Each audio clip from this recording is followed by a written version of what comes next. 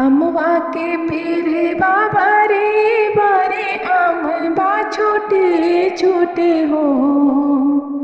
अमवा के पेरे बाबा रे बारे अमबा छोटे छोटे हो।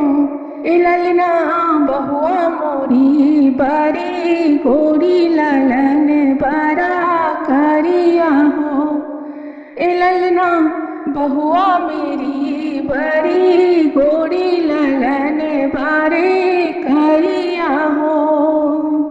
इतना बचन बहुआ सोने सोना होना पावली हो। इतना बचन बहुआ सोने सोना होना पावली हो।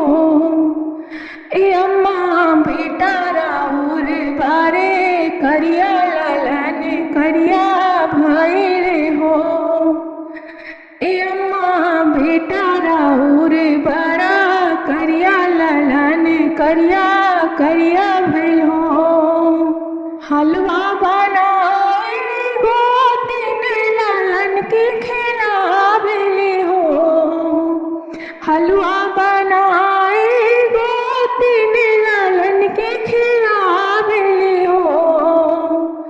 ए दुल्हन तू तो बड़ी बारो गोरी ललन करिया करिया हो। ए दुल्हन तू तो बड़ी बारो गोरी ललन करिया करिया हो। इतना बचन दुल्हन सोने सुना होना पावले हो। इतना बचन दुल्हन सोने सुना होना पावली हो। ए भाभी राउर देवर बारे करिया ललन करिया करिया भले हो।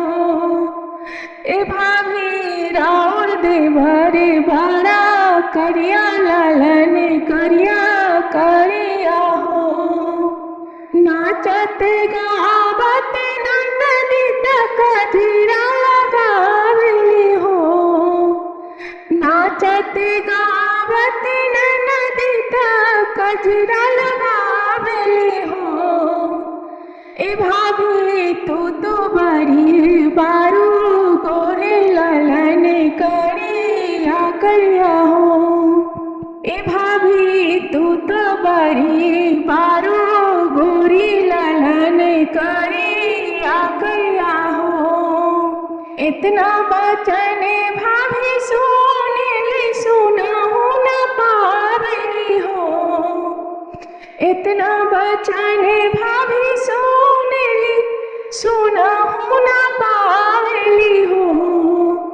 ए दीदी राउर भैया बड़े करिया ललन करिया करिया हो। ए दीदी राउर भैया बड़ा करिया ललन करिया करिया हो।